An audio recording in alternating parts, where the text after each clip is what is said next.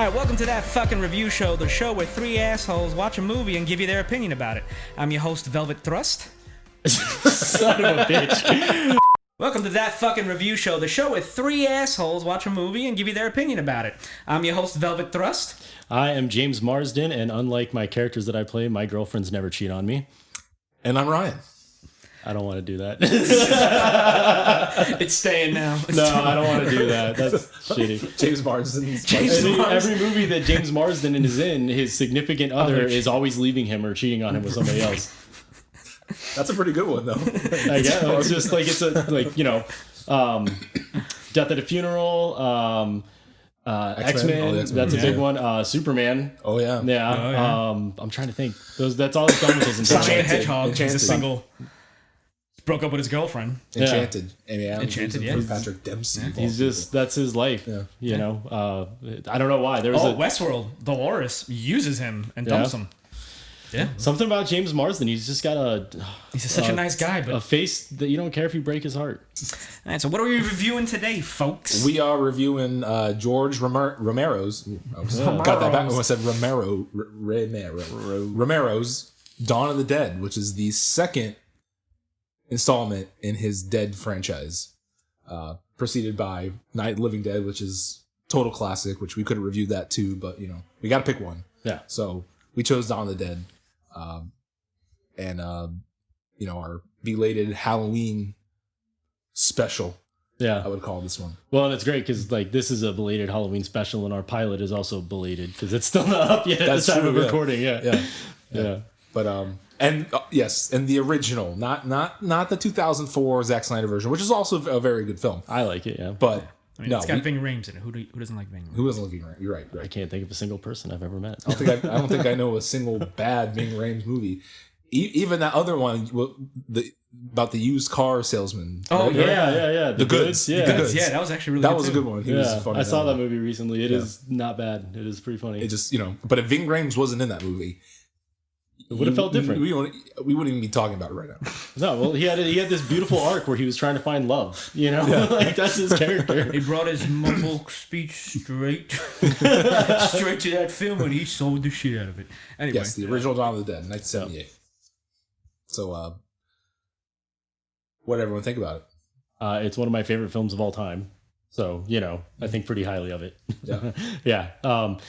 I think probably the first and most recognizable part about that movie is the huge contrast in colors that they use. And I don't know enough about the history of film to really say one way or the other, but I suspect that this has to do with the transition from black and white into color films. And, you know, it was a new technology or a new approach. And so everyone was going ham with it. I like to call it Excitovision. Yeah. I think that might be a phrase, but I know I definitely got it from Mad TV. But I love it. I think that there's like a beautiful contrast in everything that they have in there. And so that was the first recognizable thing to me about it. Outside of that, it's a great film. I mean, every character that's in there has got their little quirks that make them unique. And while I'm not entirely sure that any arc is, you know, truly beautiful, because that's also not like the focus of the film. It's not really that big of a deal, I guess, but just the interaction of all these characters in the movie, in the story, really, I think, strikes at the human condition. I think it's great. Flyboy Steve is like, you know, this, I don't know, like this American idea of the machismo. Like he makes the calls, he makes the decisions, and he's taking his girlfriend with him on this helicopter, and she doesn't have a say. But he's also kind of like a skilled corporate kind of guy. So like he actually has no idea what he's doing. He doesn't know how to wield a gun. He does not know how to defend himself in this world.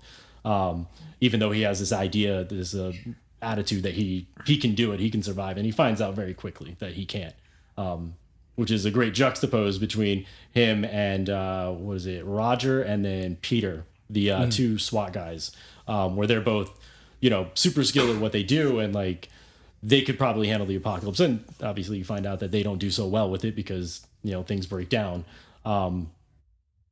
My God, this is a really shitty thing to say, but I can't remember the woman's name, and I wanted to point out the amount of misogyny in the film. Francine, yeah. Right. So what's great about that character, I think, is she's trying to have her voice heard throughout the bulk of the film, and they don't want to hear it, you know. And then like she finally has her moment where she's going to be a part of whatever it is they're doing, and they're like, okay, you know, you're right. And then she becomes an active role in their quest for survival. Well, there's some deep social commentary going on in this movie. Yeah. And you could probably say that throughout all of George Romero's Dead films. There's always something going on that's a little deeper than what you're seeing. You know, a little bit more under the skin. And you can throw that in there with the only woman in the group is, you know, the one that's, you know, just sort of making the home, right? Yeah. And she's pregnant and doesn't get, you know, enough to do, but ends up, you know, spoiler alert, which, yeah, so whatever. I mean, the movie's old enough. The movie's old enough. She's one of the only, you know, survivors left. You know, she, you know, goes through it and comes out the other side. Yeah. We don't know where they're going afterwards, but even in the beginning when they're clearing out the zombies in that apartment building, in like it's like a really broken down apartment building in a really bad part of the neighborhood, but it's like more saying like, you know, kind of touching upon, you know, the, you know, urban housing and, you know, minorities living in there and just kind of the government going in and just taking them out, you know. There was something about that scene whenever I rewatched it, and I was thinking about it like right at the beginning of the movie, and there's that dude, he's a SWAT cop, and like he's going on with all these racial slurs and stuff, and he's like, we're gonna get him, just shoot them all, you know, this whole thing. And it made me think of that phrase, like, what is it, violence for violence is the rule of beasts. And I think that was for Roger and Peter, that was the moment that for those characters that, you know, all right, we are on the wrong side of history right now. Like, you know, I get it, there's this epidemic, but like clearly the motivations for handling this epidemic are not virtuous. They're not just, and that's why they go off and do their own thing. Kind of interesting. We're talking about an epidemic and the virtues of trying to deal with it right now. Makes perfect sense. Yeah, you know, not that this is anything like the zombie apocalypse, but there's some parallels maybe. But plot wise, right? Like, so all the Dead movies are connected. It's all same universe, yeah. Same universe, but you know they're not like direct sequels to each other, right? So, you know, Night of the Living Dead, obviously, you know, is a different story, and what a Dawn of the Dead takes place. It takes place, even though the movies are like a decade apart in reality. Yeah, it basically picks right up. But it picks right, you know, or maybe they kind of merge. You know, it's the movie Dawn of the Dead starts, you know, towards the middle of the Night of the Living Dead movie or something, you know. But because I know at the end of Night of the Living Dead, they had all the rednecks go out and they start, you know, cleaning up the bodies and shooting zombies and stuff like that. And there was a scene in Dawn of the Dead where they were passing all that. You know, there was a really good scene. All the rednecks having a great time, getting drunk, and just like, oh, there's one over there, boom, boom, boom, you know, and laughing about it. So I don't know if that was connected in some way, but yeah, no, no, I don't. No. Yeah, acting like it's Pride and Prejudice, like it's some like deep enthralled thing. It's a B movie at a bad time. So, I think it's more important than that. For me, I found myself. So, all right, plot wise, the point A and point B portion of it makes sense to me. The deep rooted characters and all that stuff, it's hard for me to get into it, only because of the fact that now those characters are such cliches that you don't realize at the time that you're watching it they were cliches. So I try to watch it objectively. Like, all right, you're making a movie. You're making essentially it is a B horror movie. Yeah, but it was a pioneering. But a pioneering. So we have those cliches. Yep. No, I mean, I understand where you're coming from. Yeah, it's hard to get past that for sure. So I try to take myself out objectively with the film. I like that they have some character growth, but for some reason, because I'm a big fan of Night of the Living Dead. Yeah. Like, I love that movie. I love the cinematography. I love the tricks he pulled. I love everything. The music he had in it. Even though this one is pioneering, and if I take myself out of the well, so is Night of the Living Dead. Right. Yeah. So like, even though this one's like, all right, it's in color. It's like, it's got a substantiated story. It's dealing with certain social issues, but I do get it deals with certain social issues at the time, like, you know, the crime rate in Philadelphia and Chicago that was going up, in New York's crime spree in the 70s and stuff like that. Like, I get where they were coming from. And there are things that I really, really like the fact that it just starts and it, like they're already in the middle of it. Yeah. So it's not like the virus outbreaks and then everybody's running for their lives. People have already been running for their lives for weeks now. Yeah. Where this picks up. My big problem is the plot, their plot device is sound, but they tried to make characters deep, and they did it in such a kind of cheesy, like, at that point, those kind of things had been done before, kind of like this cheesy, wholesome way, and mostly for me, the pieces didn't fit. So, like, characters, like the Flyboy, right, fits in relation to the TV scene, like, I'm gonna get you out of here. Yeah. But then has that turnaround and you realize he's not really that good. He's just kind of like a cool dude. Okay, cool. But then never grows from that except for like shoehorn at the very, very end when, is it Peter who gets bit? When they're doing the truck? Roger's the one that gets bit, right? Roger, Who's doing the truck. When he gets bit in the truck, that's when Flyboy kind of flips a little bit. And even when he flips, he's still not getting it. Like, he's just like he's getting the gist that, okay, I have to listen to what Peter says to do. And Peter's my favorite character. Yeah, Peter is by far the best. Peter is by far my favorite. Yeah. And so is she, because she plays Francine plays her role brilliantly. Yeah. Like, she actually had a good arc. I was more invested in what was going to happen with her and the baby and all that stuff, or her being pregnant and what would happen to her, because she had an actual, like, real world.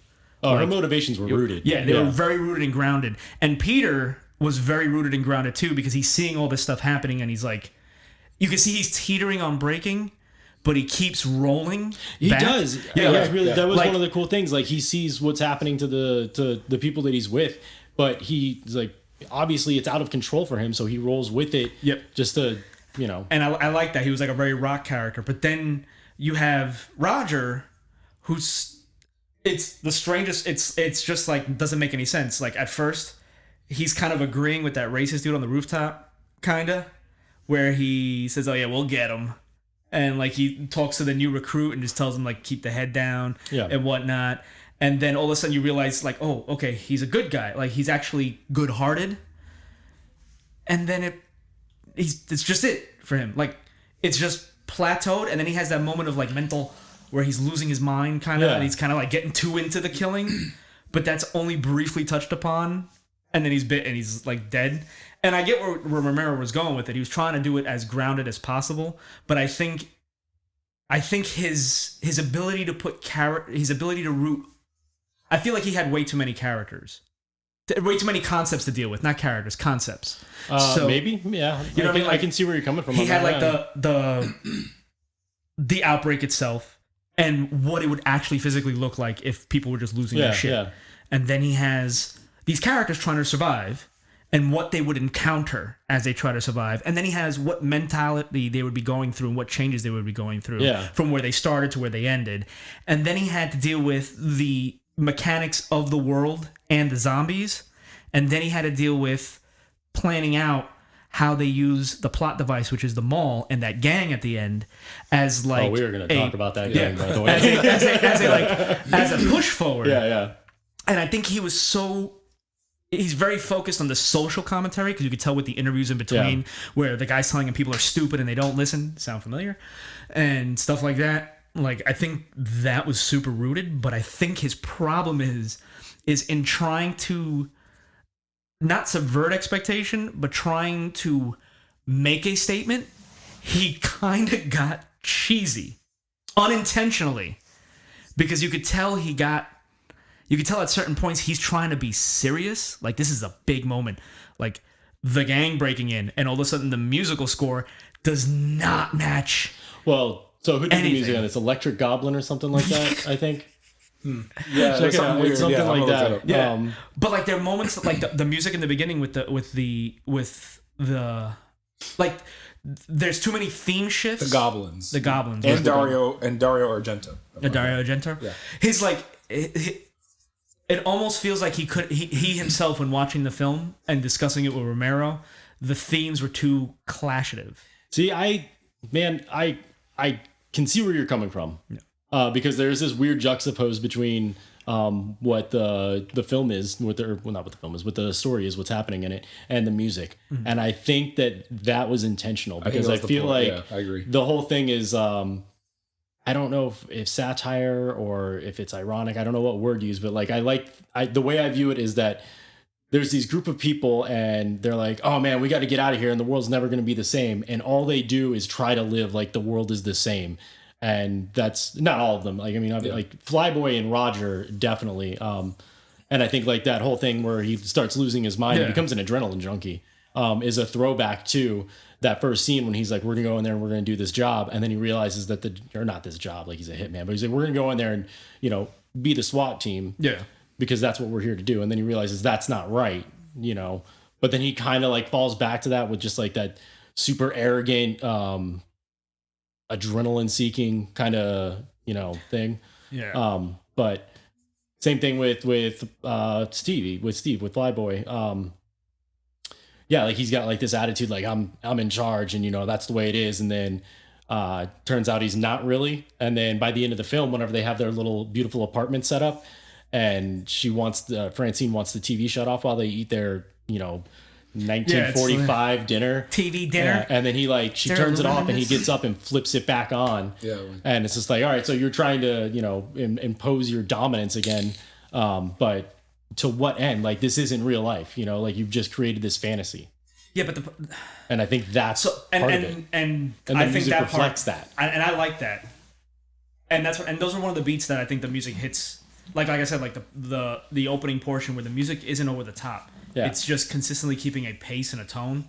And then you have that part where they're trying to live vicariously like nothing's happening. And then the music reflects that. But then to me, I think it's not so much the tones in and of themselves and the topics that they're addressing in that film. It's the structure in which it happens. It's such a harsh contrast, flip, that there's no gradient between one theme and topic to the other. The film starts with confusion. Yeah. On purpose, which I love. I absolutely love. That's probably one of my favorite horror openings. Yeah. Like, just don't know what happened. There's no ridiculous, this virus is attacking and blah, blah, blah, blah. No, they throw you right into the action. They throw you right into just like as if you were there. And he throws you into the only picking up bits and pieces like you would here in the real world through two people arguing, two professionals saying this, just picking up parts where like a lot of things that have tried to mimic fail at is they try to give you an explanation and not leave anything to the back of your mind. So it goes from confusion to the raw animalistic violence, because that's what happens. You get confused and then you sometimes you get rage and filled and you go into a violent. Violence is usually the easiest thing to address, to go into. And then it goes into survival. Like, you see the effect that violence and what's happening has had on people.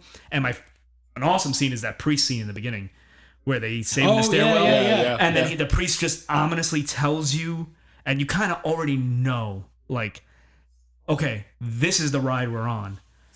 And then it flips, but with no gradient to the next theme. It's just like, bam!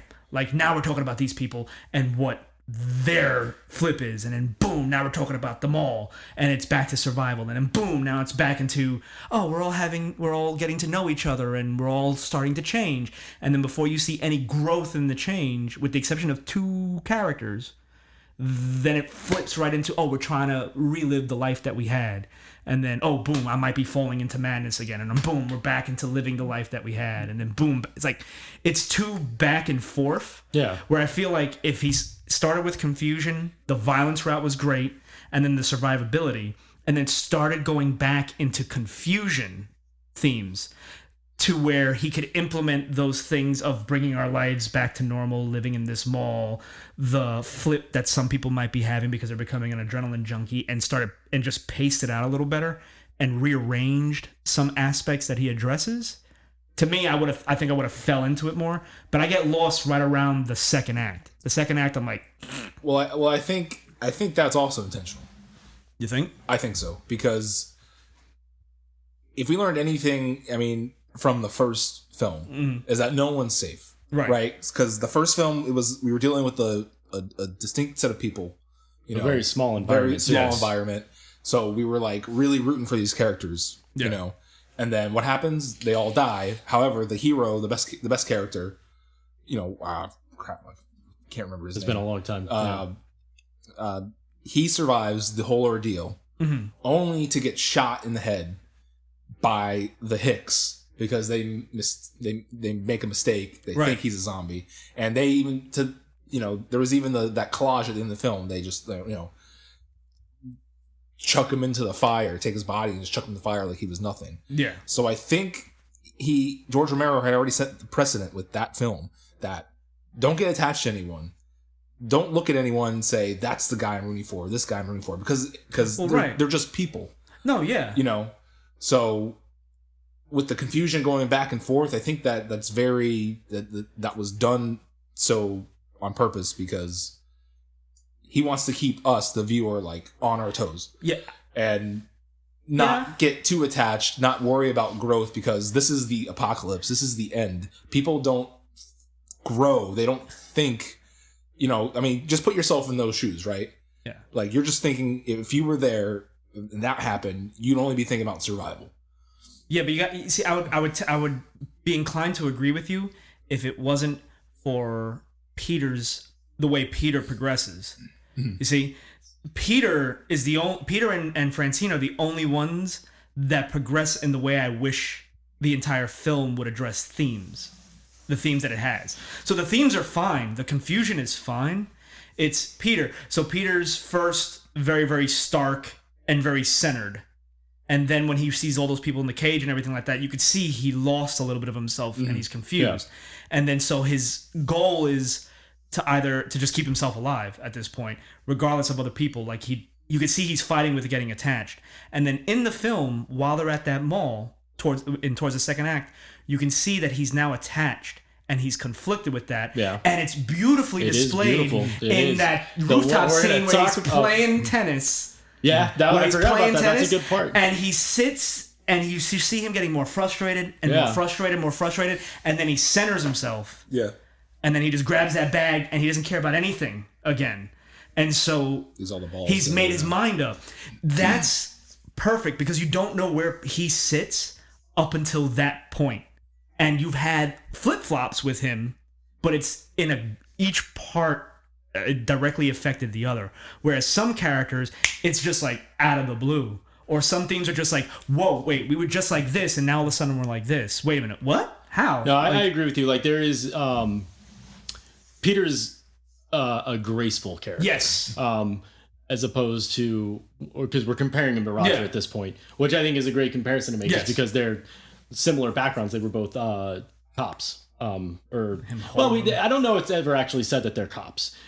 I assume that they were SWAT officers because that's what it looks based like. Off the gear in the 70s. Yeah. I mean, maybe they were military. I don't know, but they were a part of some kind of military force or paramilitary force. But at any rate, they have similar backgrounds in that regard, and how the two kind of diverge. I think that's cool, and it might be okay that Roger exists as a character that develops only to accent Peter. Yeah, and that's what he felt like for the most part. Yeah, he felt like him and Flyboy feel like characters to reinforce just how grounded Peter is. Yeah, but to also show just how bad. Because I get what he was trying to do. He was trying to show just how bad. Like he was trying to show through their mental breakdowns just how bad it really is. Yeah. Like, and what type of... I know he was trying to set up that what type of person Peter is. And it gets cemented when Peter tells him he's not going at the end. Yeah. And then he tells Francine, I'm not leaving. Mm-hmm. And then he goes into the room and he's going to blow his brains out. And he just flips and says, no. And he goes and then is... the most ridiculous A-Team O.J. Simpson just going for the... And that's what happens to me.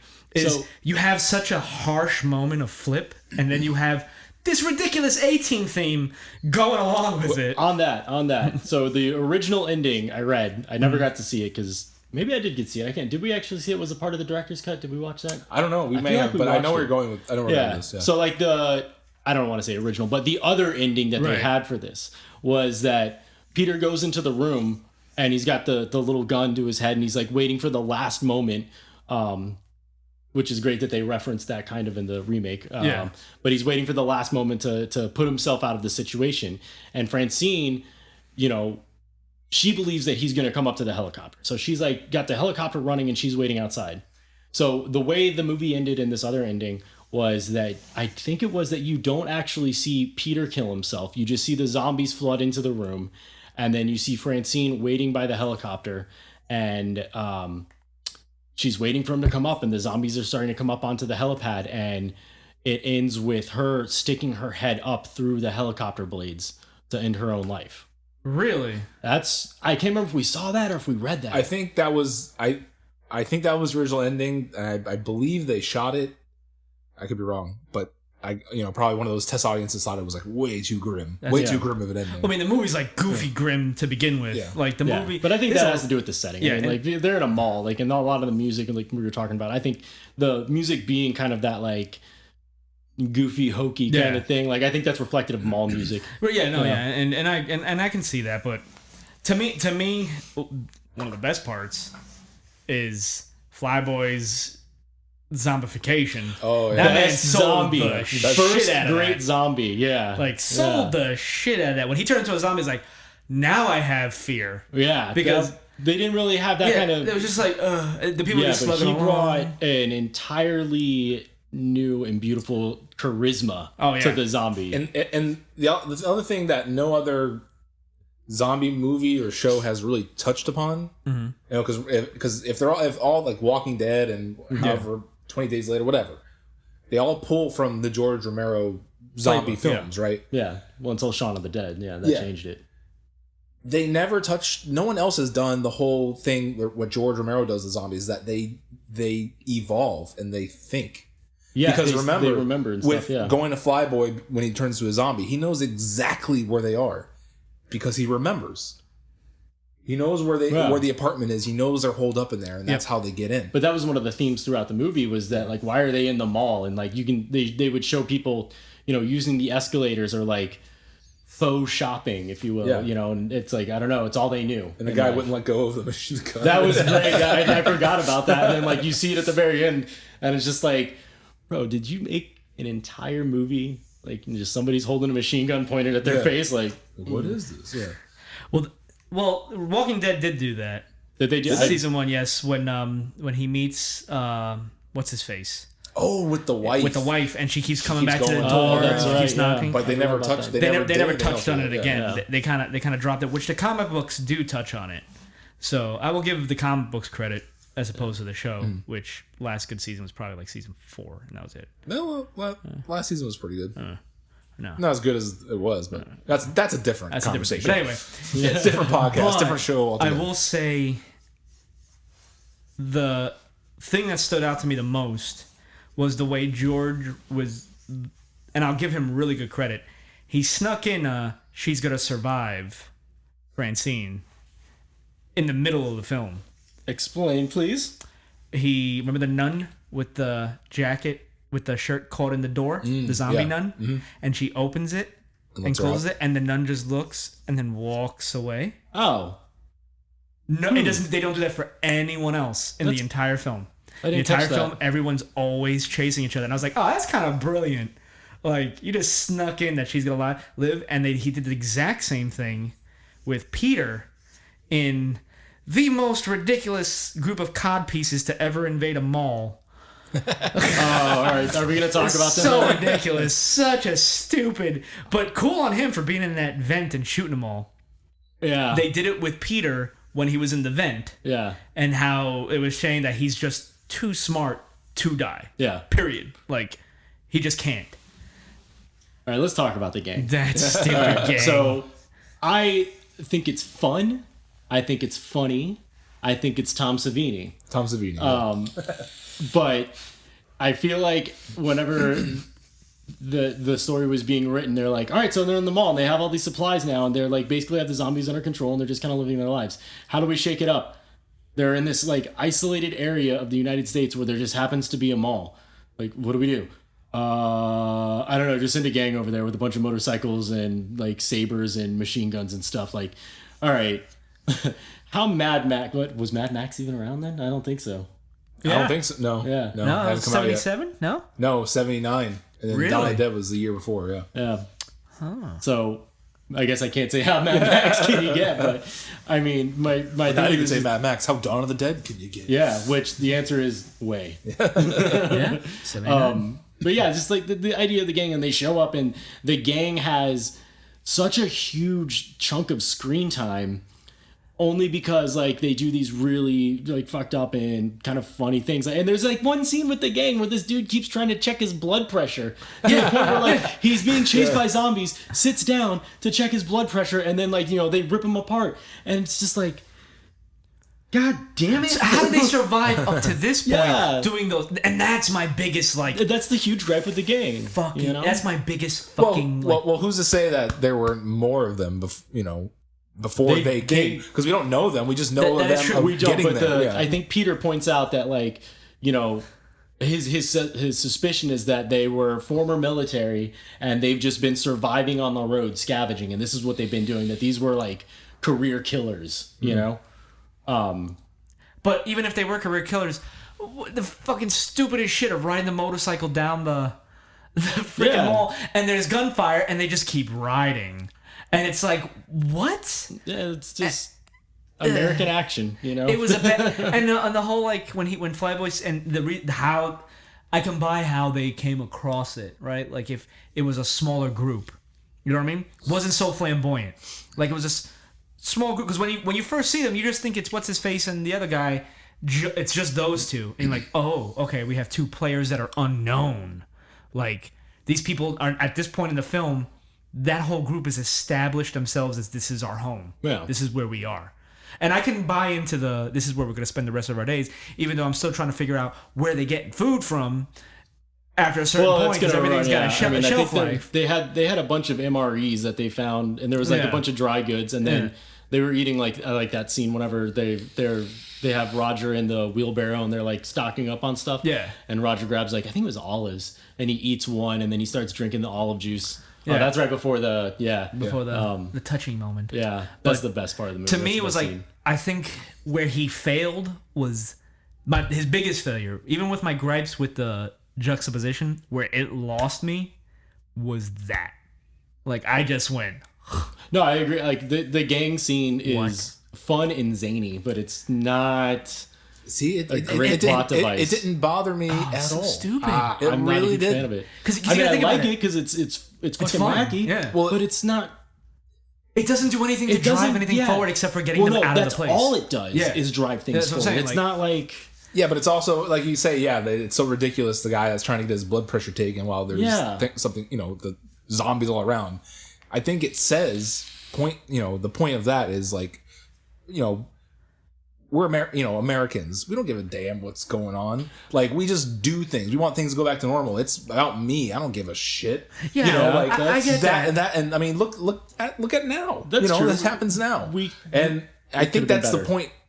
So it could have been a better. Yeah, they could have done a better execution. Sure, but like, A different I idea, get it. Like I get it. And it's, I think he could have got that point across had he just kept it to those two, and made it like a cat and mouse game where those two want what they want and they don't give a shit who. I was just thinking between that. them. Like, wouldn't it have been great if there was like? I mean, this would have been an entirely different movie at this point. Absolutely. But wouldn't it have been great if it was like you're saying, cat and mouse, where maybe it's like the Tom Savini character who was really like very clearly, I think, a malicious, sadistic character. Yes. And he was the only one that really shined as one of the gang members, aside from the blood pressure guy. But yeah, like if it was like Tom Savini and maybe like his sycophant cohort or something like that, and it's Peter and Flyboy, like most dangerous game, kind of like they're trying to root each other out and like claim the mall, and Francine's. I don't know what Francine would be doing at that point, which is a part of the movie. It would be a huge juxtaposition because you would have two people in their right mind yeah. who now have can cement better we embrace what's going on right now. Yeah. We don't give a shit. Like, to your point, the point of the scene was to say we just don't give a shit because that's at the time of the film, that's what was going on in society. It would have been so much more impactful to have two focused characters come into the mix after we just spent a good 45 minutes getting attached with to these just other ones. this small group. Everything else that happened before the mall doesn't count anymore. We're just paying attention to them here. And have these two reckless, but more so dangerous because they embrace what's going on. And watch them play with them. Where you have Peter and Flyboy and Francine who are trying to survive and stay away from the Horde. And then you have Tom Savini, because that's pretty much all you know him as. And his sycophant, like you said, fucking with them and using what he has. But that would have turned into a complete different film. Mm-hmm. And I think what we need to remember is that none of the Dead movies are character driven films. No, it's about what's going on. There's something's going down. You're looking at it. Let's see how they get out of it. Let's see how they're going to do it. I think they're more concerned with like the cultural commentary than they are the actual. Which I agree with, but I think he could have got his. I think his cultural commentary would have had a little more weight, making that gang those two, because then it would have been. It would have still done the same thing that he wanted to do.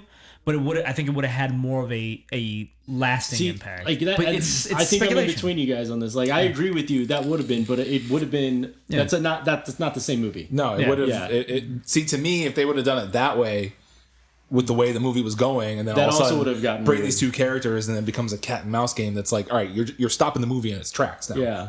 You're not. You haven't been going there, but now you're there. Well, no, because it just rips through. Yeah, because his commentary. It's a force of nature. Yeah, the gang really is. Because what his initial thing with the gang is the gang because of the gang's carelessness, it allows the zombie threat to perpetuate.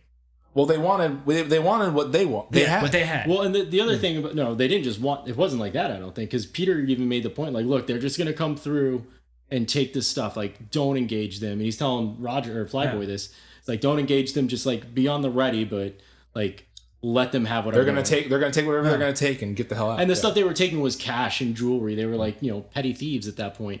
Yeah. And I don't know, and I think maybe that's like the other thing to it. Like, again, going back to Flyboy and his arrogance, his machismo, he's like, no, this is my castle, I'm the king of it. And that he fires the first shot and triggers the whole thing. Which then sows, that's his end. Yeah, that's how he loses. It's one of those things which is the opening theme of the film. Yeah, I think people aren't paying attention. To go on your camp of it because he the castle needed to be threatened, for Flyboy to really but see, I feel the castle would still have been threatened because to me the purpose of that whole gang scene was to recap the beginning of the film where people just aren't still getting it. Yeah. They're just not getting it. Like, there are people still out there in social that are just not getting, no matter how much it's in your face, they're not getting it. But then also to show that human nature is usually to capitalize on situations. Right. But if they had done the cat and mouse game thing that we were talking about, the theme of it would have shifted. It would no longer have been, here's a guy trying to defend his worldly possessions. It would have been like, no, here's a guy trying to defend his life because there's, a serpent in the midst. Like, something is here trying to kill them. But the gang wasn't trying to kill them. They wanted the stuff and they wanted to go. And so Flyboy's, firing the first shot is, I think, that signal of like, this is my home. How dare you? And it wasn't his home. Yeah, it was his place to survive. And Peter even got upset when he started doing it. Like, what are you doing? Just let him go. Yeah. And then they made it worse. And then what happens? They had to leave. The movie ends. Yeah. And the movie ended. Yeah. I don't think so much of cat and mouse game, but more so of cementing the slippery slope that he keeps touching on with all the characters that we were watching throughout that film, of how deep into madness they can go, or how borderline it is. And I just feel like by having two smaller characters still do the same thing, like the same thing occurs. And my problem is not the action of what happens in the mall. My problem is the lack of substance it has to cement what we've been watching. Like, you bring up a good point. There is that scene where Flyboy shoots and's like, this is my home. And he's like, what are you doing? And, like, I get that. But at the same time, I feel like that exact same thing could have been done with two characters with a little more weight and given it, and instead of giving it that hokey kind of like out of the blue feel, that kind of like creeping up on you feel. Where if it crept up on you, I think it would have had more of an impact and gotten that what he's trying to say, like in throughout the whole film, which is what you said, which is like we just take what we want, and we can also escalate a situation by trying to protect something that's not worth protecting. And so I think he could have done, I think by having a smaller gang, or even just a smaller gang, not even just two, but just a more grounded gang, probably would have. We don't really know the gang's motivation. We don't understand their hierarchy. They're just like, they're just there. I think at one point there's just some dude on like a radio broadcasting, and like, you know, he's assuming that the people in the mall are listening, and then that's it. You don't see him anymore. Yeah, and Tom Savini is the star of the show after that. But I think that's just the way his movies are, though. They're just it's just a blunt look at us. And that might be the case, you know, under the guise of a zombie film. It just is, you know, like that would happen. I you know, and I've seen the movie before, but I remember when the first time I saw it a long time ago. I remember watching it and like, you know, they find the mall and it's like, how can no one else, you know, found this mall? You know what I mean? Like, yeah. And then how long is it going to take for someone else to come along? Yeah. Like in real life, that it wouldn't have lasted that long. No. Not only a gang, but whoever the fuck is coming in and trying to get this and that, you know. So, yeah, it didn't bother me, you know. Like I got it, I understood it. No, you know? it doesn't bother me that it happened. It was just such a long and zany. It's a zany movie thing. Yeah, like, and I mean, zany. like that's what I got feel like about it. It was just like, because at one point they're running around and slamming pies in the face of the zombies. And because they don't take it seriously. Yeah, they don't take it seriously. That's what I'm saying. Yeah. Like people but don't it's just take. like, but we're like, oh no, it'll go back to normal. I think once this is all over, I think we're zombie. Yeah, you know, like no, it's not. This is real. Like right. And ultimately, everyone paid the price. But in trying to prove that, or not prove, in trying to establish that, like to display or to make an example of that kind of attitude, that kind of behavior, they just use poor examples. I think like they could have done it in a way that wasn't so goofy, and that's where my gripe is like, I get what he's trying to say, but and that's my problem with the movie in a whole, is the execution of certain points are almost, and I don't want to say lazy, because to do those things are not lazy, but I feel like they're in the moment, like decisions that when he's writing this story or he's directing this film, which is a thing that I have a problem with all of Romero's films. So, and with the exception of Night of the Living Dead, because of how constrained he was and forced to focus on such a small area, when he has free reign of the whole world, he tends to do things that are out of place to try to get his point across. He gets his point across, which is good if you're watching the film for points, for messages. But if you're watching the film for cohesiveness and what actually works and what would seem more grounded to happen or more likely to occur or to fit better with your previous scene or the previous tone you've set, I think he could have went with a slightly better route than just the wacky and zany gang that just comes out of nowhere to display that how crazy we are.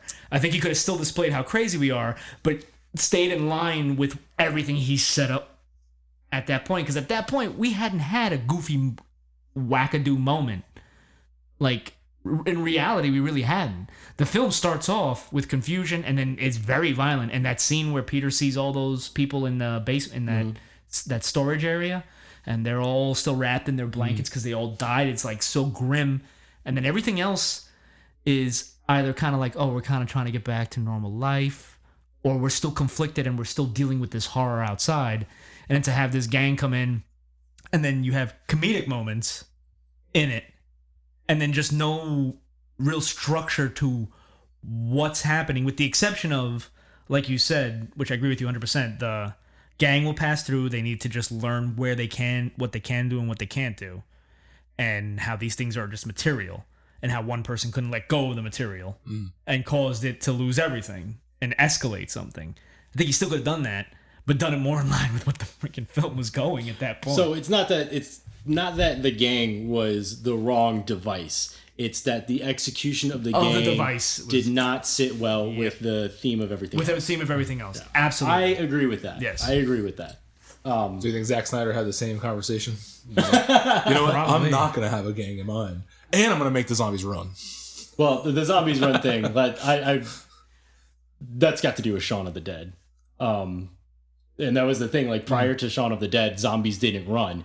But Shaun of the Dead came out and they made zombies so goofy and so like... Was it Shaun of the Dead or was it 28 Days? No, 28 days later, 28 they days ran. later. Yeah, they And ran. that came out before Shaun of the Dead. Oh, man. That came out a couple years before. I was reading that And Shaun of the Dawn Dead of was the the Dead came reason out that before they 20 started to run because no one could take slow-moving zombies seriously anymore. The Dawn Ving of the- Rhames one is 2004. Dawn of the Dead and Shaun of the Dead came out in the same year. The Dawn of the Dead remake and Shaun of the Dead came out in the same Yeah, year. and then I don't know what I'm talking about then. 28 Days later came out before. Like a couple years before. A couple years That before. And that, they introduced the running. But you see, watch but here's the that thing one though. again. 28 Days Later is not a zombie movie though. No, That's it's where not. everybody gets it true. wrong. Yeah. Like, Well, okay, it's in that genre It's for in that a genre. reason. But yeah, technically those things aren't zombies. Yeah, it is a it's- zombie yeah. film. But It's just people going nuts. It's the concept of you get Yeah. infected, you die, you wake up as this thing. no, you no, don't actually die, yeah. They don't die. No, Oh, they you're don't right, die. you're right. That's why I You're say right. it's not a Okay. zombie movie. You just get infected. You get and then infected, they and you. yeah. It's almost like they explain it. It's rabies. It's rabies. Like you just Okay, lose you're your right, mind, you're right. you go mad. You're right. My mistake. And so you're eating people for substance. Well, you're not just you're- eating people, you're just inflicting attacking them. violence. Yeah, They're you're just just beating the attacking crap them. out of them. Yeah, and it's not just like, oh, I'm just looking. Whereas the zombies are dead and then reanimated, Yeah. and needing to feed on living flesh to survive.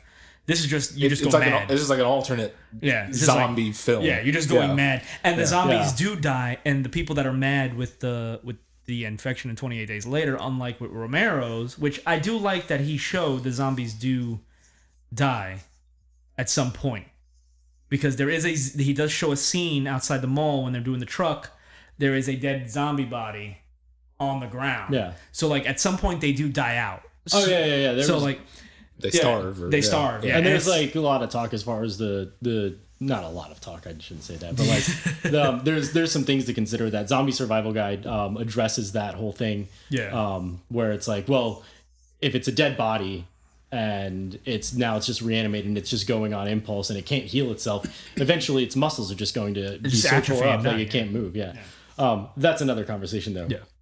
I do want to talk about the greatest scene the greatest shot in that whole movie. Mm-hmm. After they go through with the car and they get all the stuff, and Roger's already been bit for a little bit, and he's in his room on the bed, and they've doped him up on morphine, and Pete's cleaning his gun, and he's yelling at him, "Pete, yeah, Roger, where are you? Oh, right here, man." You know, this they're on the other side, and it's a constantly back and forth shot of Roger in the bed, super doped up, and Peter, I think he was cleaning his gun, his rifle.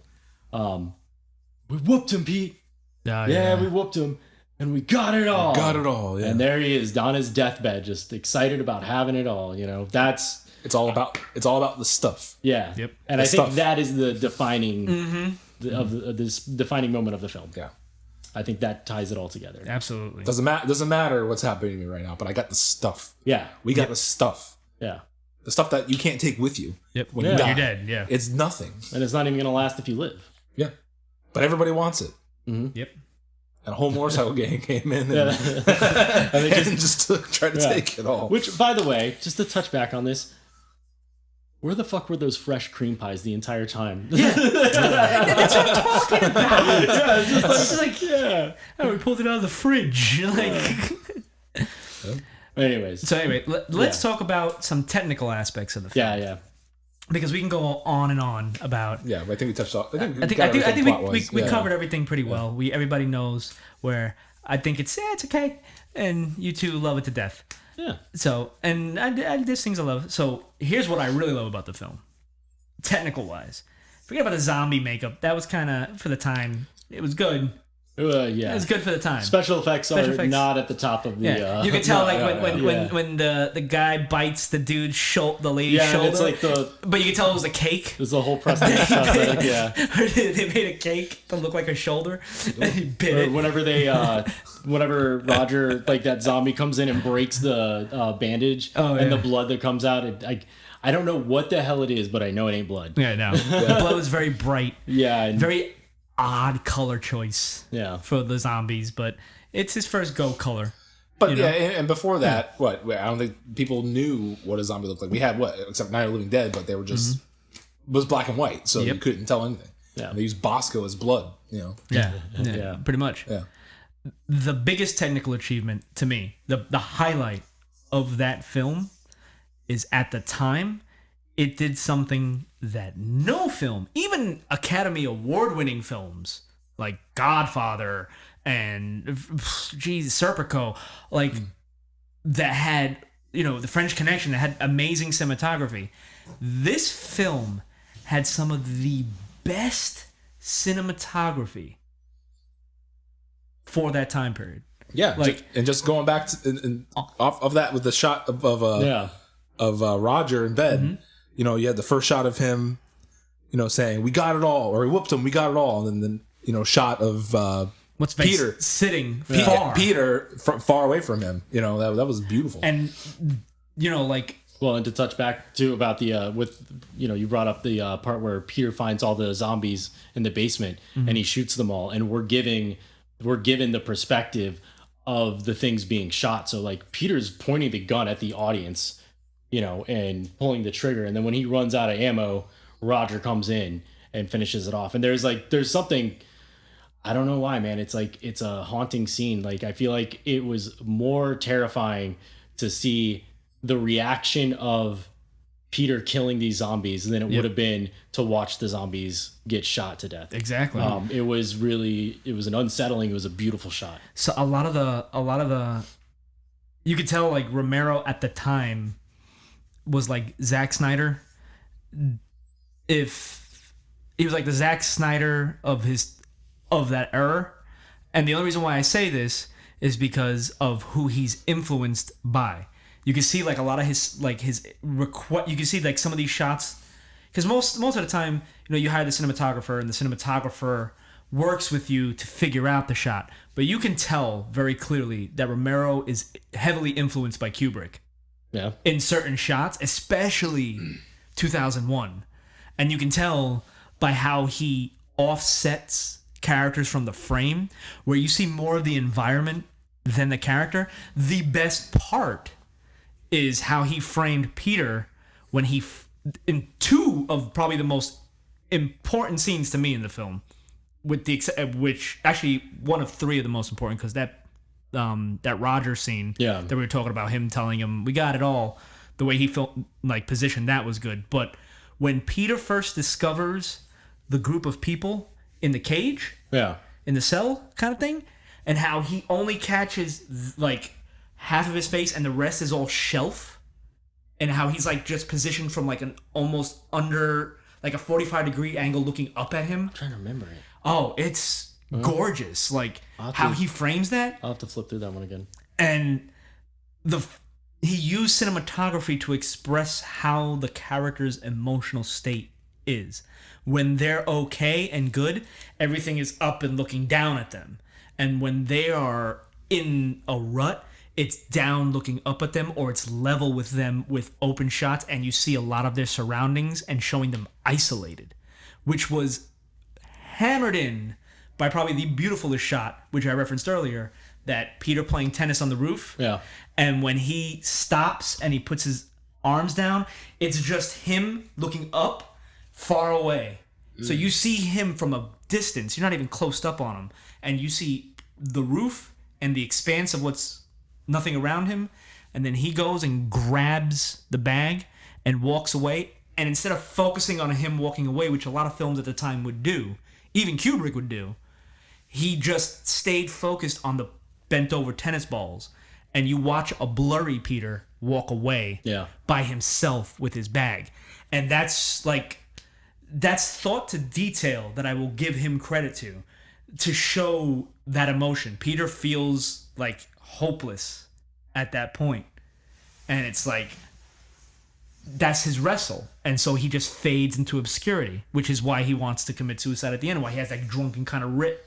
Yeah. And when it's just him, Flyboy, and Francine, and he hammers it even more in the scenes with him and Francine and Flyboy, where you see them living their life, and then you just see Peter sitting at that table alone, and it's not even like a close. It starts with a close up, and then it cuts, and it's Peter alone off to the right, and the rest of the room empty, and it's like you see cinematography like that now, and we're used to it, like from like Wally Pfister, who was like my favorite cinematographer.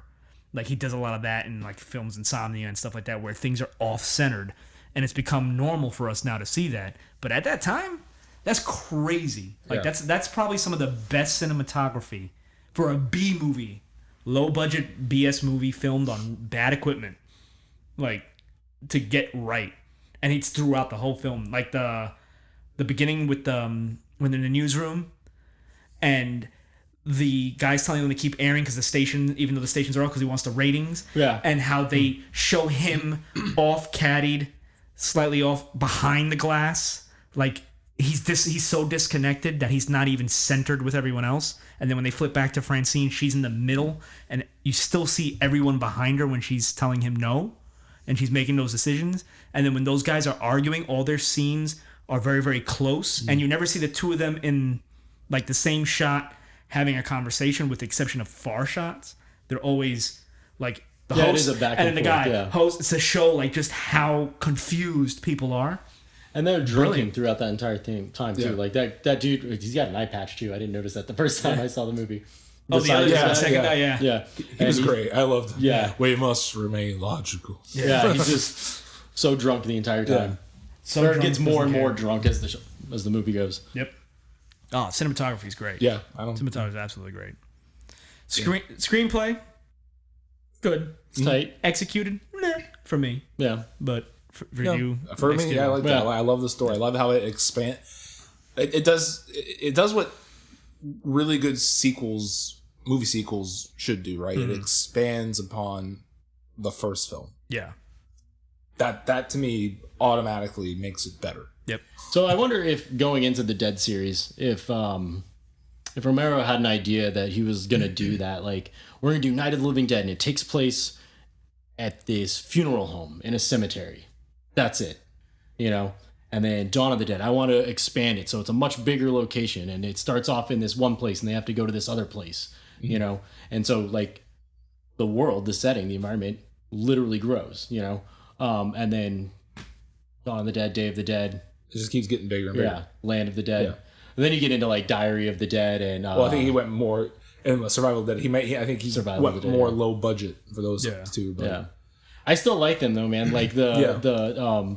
late years Romero Dead series, still good, man. Land of the Dead's pretty good. Yeah. You know, the only one I've really haven't really seen, and it's probably really bad, but like to have not seen it, is Day of the Dead, which apparently was George Romero's favorite Really? of his Dead series, his Dead movies.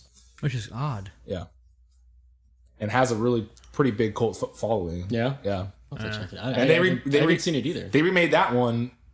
I Right think after. Ving Rhames was in that movie. He but was, yeah. it sucked. Yes. I saw that one. It was horrible. To me, it sucked just like the original. For me.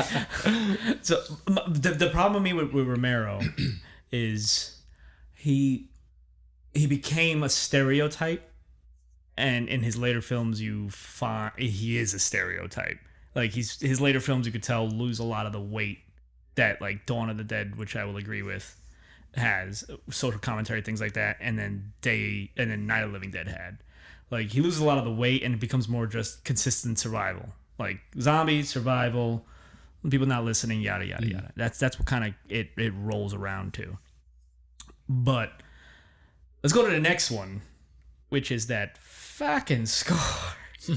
I'm into it. Yeah, I mean, like, it didn't bother me at all. Yeah. I don't think it's like amazing, but it works. You know, it does its job, and it doesn't. I think it ties in well with the with the themes they were trying to capture. I will agree with you, like the A-Team thing at the end there with Peter, like, you know, That It was was a just. little, it was a little. yeah. That's the only part of the movie where I was but like, other than that, all right. I won't say it was over the top. I won't say it was life changing, but it was good. It was functional. I thought it was kind of a little creepy. Oh, it had creepy. Even at the end, sparks, where yeah. it was the credit, during the credits, yeah, I can't remember. It's the mall music. Yeah. It's It's that's like what it's that, supposed to be. It's the mall nah. music while the zombies are occupying it. And that's a shot. It's just I can only remember the melody when I think of Robot Chicken. yeah. But yeah, I didn't. Yeah, I mean, it didn't stand out like, oh my god, it's what very a score. It's very But, like, one-dimensional. Yeah. But it does what it's supposed to do. It doesn't make you think about it, right? You just Yeah. It's almost do like it, he tried to he told the guy mimic Night of the Living Dead's theme, because Night of the Living Dead's score is very ominous and almost non-existent, which is nice about it because you get invested in the soundscape. Yeah. Whereas this one is my only gripe with the score is at times it fits beautiful, but then at times it's so jarring out of it that what's supposed to be serious is a joke. And it's Yeah.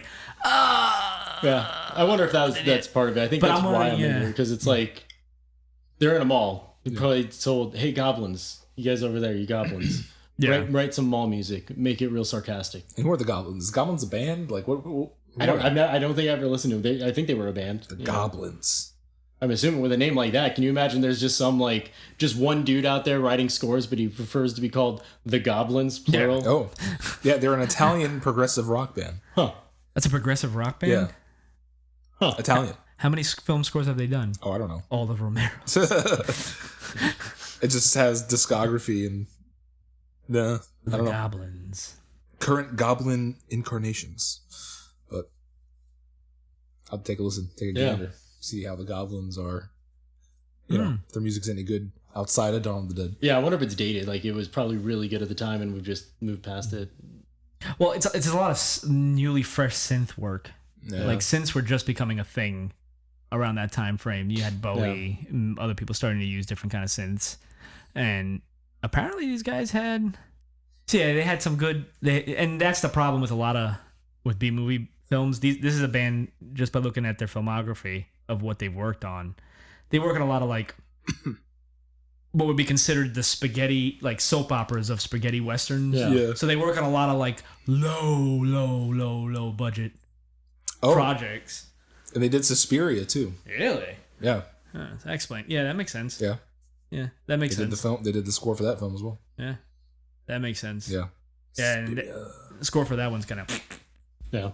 Yeah, and that's that. It's coming from myself, who is now starting to get into it and composing for film. A lot of it's could be the director. Yeah. Because he's got to agree to that. But at the same time, with this movie, I feel based off his other films, they kind of just this is the budget I had. What this guy put together. Maybe he made some money off the Yeah. first one. And he's just doing a bunch of coke. Yeah. And, he just was a little bit of good life and got kind of weird with it. I don't know. I think it fucking worked. 6-pack. I gotta maintain this ponytail. this hair cream. This hair cream isn't cheap. I kind of started, lavishing in my riches from my success on the other one. I had to spend a whole lot of money. Bosco was the blood. I mean, what was that? At the time, 60 cents a bottle? That's... Yeah, but that was an entire week's worth of payback. That was 7 Filipino kids working 12-hour days, 7 days a week to get that Bosco put in that bucket. But that was what it is. Yeah. So, all right. And then, what else? I think that's... Right, I can't think of anything else. We I did mean- screenplay, we did score, we did plot. Cinematography, direction. We talked about because we had to explain certain aspects of the film. Acting. Yeah. Well, only 2 good actors. That whole shebang. Francine and Peter. I thought Roger. And was Roger good. too. I thought Roger. Yeah. and Fly. I mean, he wasn't No. terrible. It was just he played the part, and that was it. It wasn't Academy Award winning stuff. Yeah. It's just It's a lot of cheese from the scripts. You can't really blame them. Yeah. You know what I mean? You know what I mean? I think that's just because I think we're gonna disagree on a lot of this because you're not a fan of the film and I'm really into it. So like a lot of cheese from the script, like, and I want to be like, the fuck are you talking about? But that's not fair. That's like, well, I mean, come on. There are a lot of okay. At the time, they weren't cliches. So and I try to. I'm taking myself out of it. At the time, they weren't cliches, but some of this shit is just like the fuck, bruh. Like, what you? Yeah, we gotta get out of here. Like what? what? Like, Peter, yeah. Like he's just like sometimes like, and Peter's my favorite character too. So for me to say that is some cheese. Like when he finds some cheese, it's some fucking Gouda just shaved off there. Like, Yeah. So like no, like the scene where Roger meets Peter in the beginning, and it's just like okay, or like you said, the racist dude that's just doesn't stop going. Like that's a ham-fisted part right like there. holy shit, bro. You probably only needed to drop a few slurs and we would have got started. Yeah. Dude, he was like goes. and because he just end up Fucking Morse code and the script. guy's like yeah, he's gonna come out. Like holy fucking shit. Like I got it. He's a piece of shit. Yeah. Move on. Like or the kid with the most cliche thing. Stay by me, kid. When the stuff happens, just keep your head low and be ready. And the thing we haven't talked about is how that dude gets aced like right away. He gets aced right away, which was like what cover was he under? Yeah. Like, hey, you might want to get behind this wall instead of just standing right out there. But I know it's the 70s. You get away with a lot of shit. They couldn't hire a Latino actor to play a Latino criminal? That dude with the self-tanner painted on his face? Yeah. And he comes out in the most conquistador. Yeah. And he's like, ah! And he's like... That's what it is. Yeah. And His name is the Great Ah! And without, like, knowing where anyone is, he bursts through, and first shot is the, stay with me, kid. Like, like it's like, ah! And then he's just like running around. It's like, some of it's just like so fucking like, come on, man, you were filming this. I know it's like probably your first time in color, but like, this dude looks like he went to the Wyndham. He had a coupon, a Hyatt hotel back in the day. He sat in Fort Lauderdale for a little bit, and then had oh shit, I got a part in self-tan to get. Like, it's totally not a Latino actor. And I'm just like, fuck. But there's like shit like that. Yeah. Like where Roger meets Peter and he's just points the gun at him. And at first it's kind of cool because they're standing off and they don't know who's cool, who's not, because Peter just whacked that dude. Which was crazy because I didn't know a shotgun would blow your fucking head clean off to it as just a stump. Oh, yeah. in an Every apartment shotgun complex. I've ever used to shoot someone in the face has done that. That racist dude broke into that apartment and hip fired it too. Yeah. And just the head. Yeah. Gone. But and then he sits on the washing machine and they have like probably the most ridiculous bro talk that's ever had. Like, to me, there's dialogue like that's just kind of like, I mean, I can agree with you in some parts. Specifically, that scene when they're in the basement or whatever. Like, I disagree with you there. I think that was a great moment. it's a good moment. Yeah, and like I don't feel like it was hokey or lazy or anything. But yeah, that fucking opening, just like the opening scene that got them the rating they ended up with. Alone, they didn't need any of the zombie effects, and it's such a big fucking contrast to have that ham of a statement when you just came from probably one of the greatest film openings for a horror film, like a zombie franchise in general, of people just legitimately like having normal conversations, and then they have this really over the top guy that would not be in the police force on that raid going like that, like just oof. I wonder if it's got to do with him splitting from the other guy. You know what I mean? What do you mean? Because wasn't Night of the Living Dead, he co-directed with another guy, right? Yeah. No, he directed the film, but I think He had a partner on it, I thought. it was a producer. Okay. I thought there was like someone else involved on, and I thought it was in direction, Night of the Living Dead that was just as important for that film as Romero was, Yeah, and they it's, split after that, and we had the Dead series, and then there was the Living Dead series that I don't think I ever really followed.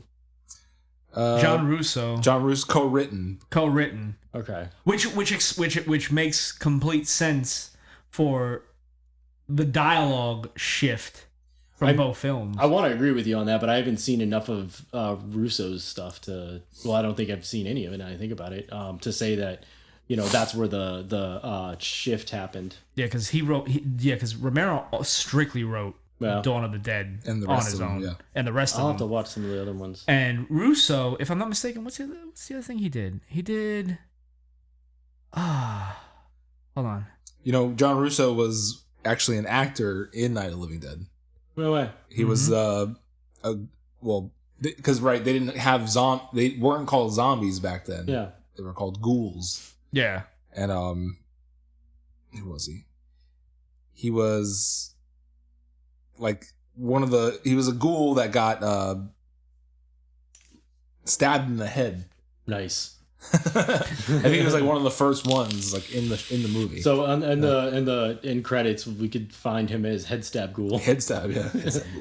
And then John Russo, which now it makes sense why the dialogue is why there's some goofy contrasts here, because Midnight is a John Russo horror film in the style of Night of the Living Dead, and I like Midnight a lot.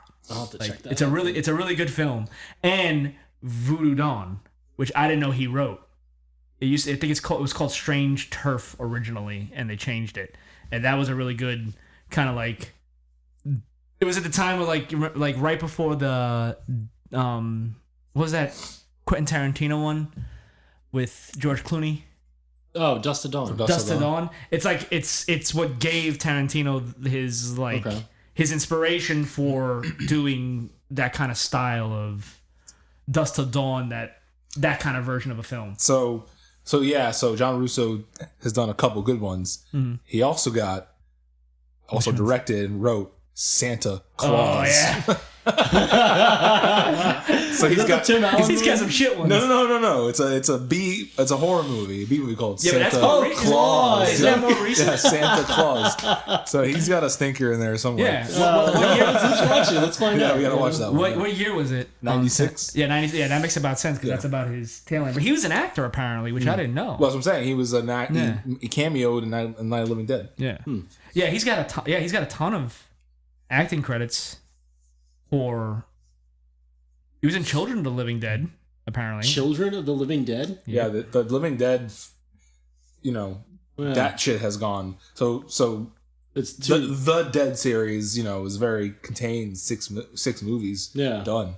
This guy made Return of the Living Dead. Yep. There's a Night of the Living Dead remake. There's Return of the Living Dead 2. There's Rave of the Dead. But there's tons of it. Yeah. It just keeps going. It just spiraled out. Yeah. And I think Dawn of the Dead is the catalyst for that. Because where Night of the Living Dead just set a precedence for horror film in general. Like what it could be in that, what kind of substance it could have. Because before, they at the time they had, the monster from the lagoon, and this just in, Truman woke up from a nap, and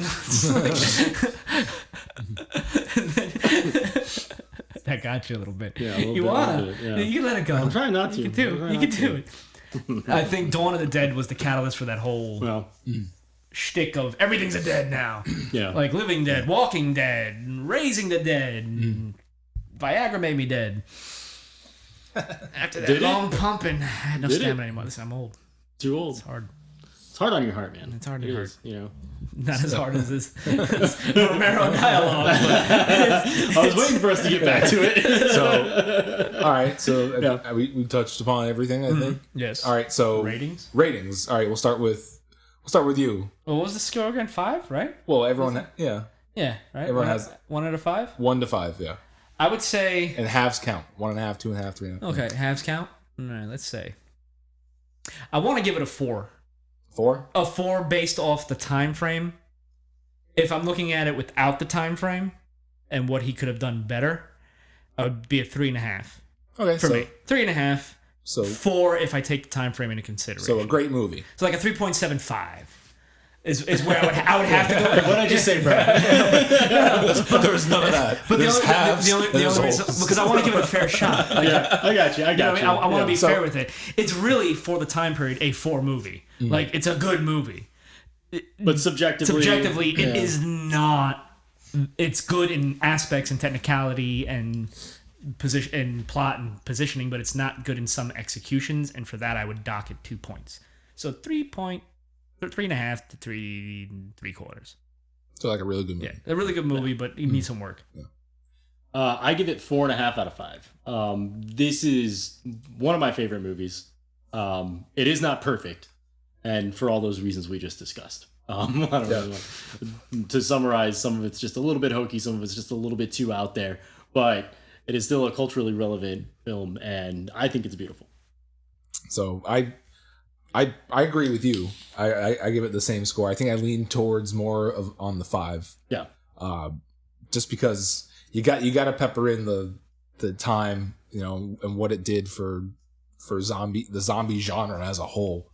You know, that's you know, Night of the Living Dead is like the base of it, you know, but like Dawn of the Dead just kicked the door open and said, this is what it is. But yeah, you know, looking at it, you could like, or, you know, if I lived in the 70s and I'm me, I'd probably have, you know, take issues with certain things and give it more a 4.5. But because of the legacy that it created and all the copycats and homages and everything over time, I gotta give it a 5. To me, it's a masterpiece of film. Okay. Cool. Yeah. All right. So, with that being said, I think we've talked these listeners' ears off long enough. So, we're going to go ahead and wrap it up today. Next week, we get to talk about probably the greatest trilogy ever made, which is the RoboCop franchise. Just putting it out there. Dude, that is so much to watch between now and then. Lord of the Rings, eat your heart out. So, tune in next week, where we'll be reviewing the worst films of a few specific genres that we all may be a little bit of attached to. We're going to keep it like a little mystery. Yep. So yeah, I don't even know what's going to happen. I've got a lot of grievances. I want to speak to the manager. All right. Well, thanks for listening, and we'd like to thank our producers. Yes, thank our producers. let's thank our producers. That's true, right? Our producers are writers, some our emotional tech support. engineers. It's us. Thanks, guys. Yeah. Thanks. We have to pat ourselves on the back. Yep. I also like to thank payroll, which is us. Yeah. Yeah. Linda from HR. Sure, Linda. Yeah. Linda. She keeps telling me to stop texting her, but I mean, I found her LinkedIn. She's just being coy. I think she's just being coy. What am I, Harvey Weinstein? All right, we're wrapping it up.